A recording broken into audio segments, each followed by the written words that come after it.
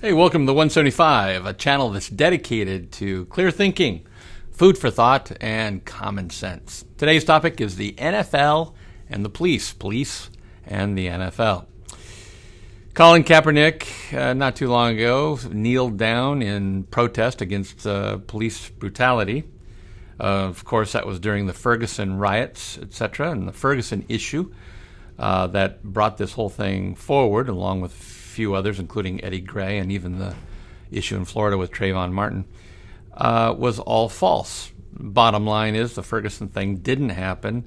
The whole don't shoot, hands up type of thing was not true. The police officer in that incident acted absolutely 100% perfectly. But because of false narrative, lying witnesses, etc., it was found that media-wise, and certainly Barack Obama did not help this, that somehow police brutality, because it's a white cop versus a black guy. The black guy was 350 pounds or something like that, 6'3", and he, of course, did not obey the commands from the cop because he had, in fact, been ingesting drugs. The cop did exactly what he was supposed to do, which is when the man reached for his guns, he fought him back and shot the guy. It's that simple, and it's tragic, but it's not the police's fault.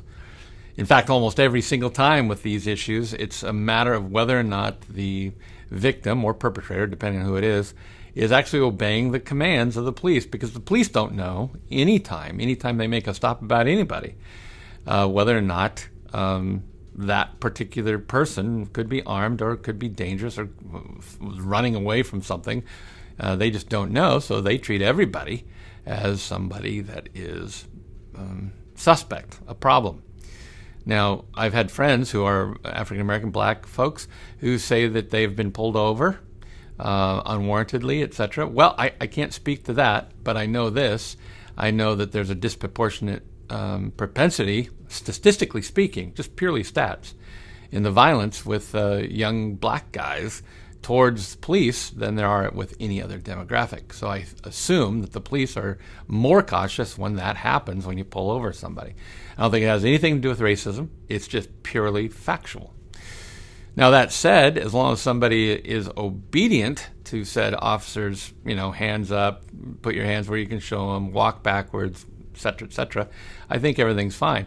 But what are the police supposed to do if somebody is, in fact, acting suspicious? Because at any second, literally any second, I've been on probably 400, 500 ride-alongs with police, and I'm telling you, it is fast-paced.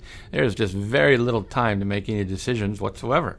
And all the training in the world is not going to stop the fact that they're fearing for their life. In fact, just for record's sake, 130 police officers have died already through December 7th. In fact, 3 of them were killed over the weekend. One of them executed for some reason. I mean, it seems to be a problem, and I would argue that there are very few police officers who engage in police brutality the way it's depicted in movies and the media. Now, do some get,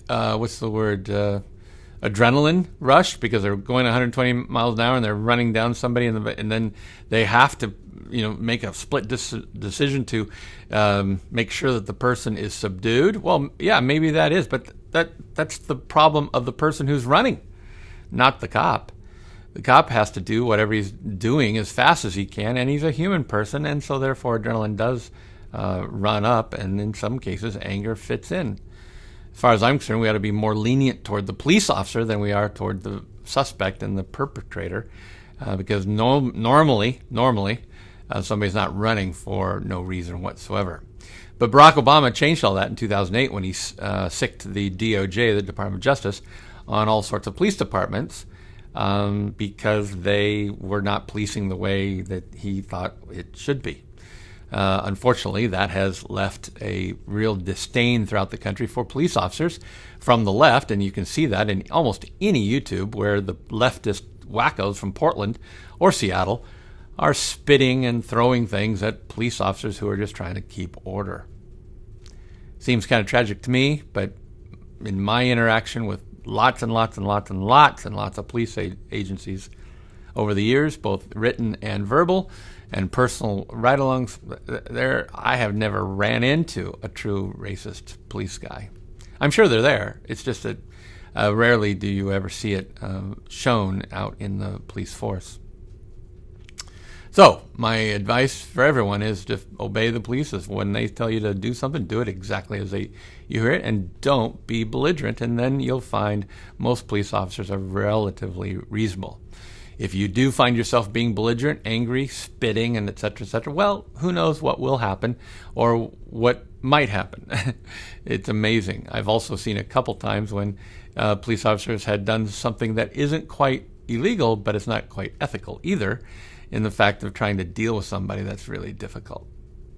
So, be careful, but remember that Colin Kaepernick is a complete bozo. He has no room to stand, and neither does his friends, not too many, but a few, that have joined him in that stupid kneeling thing for the NFL. I think the NFL should fire Kaepernick and anybody else that is, in fact, kneeling, and in fact all sports teams should, really, if they're paid, because as far as I'm concerned, that's a workplace, and in the workplace you don't do those kind of political statements. Love to hear your feedback. Talk to you later. This is the 175.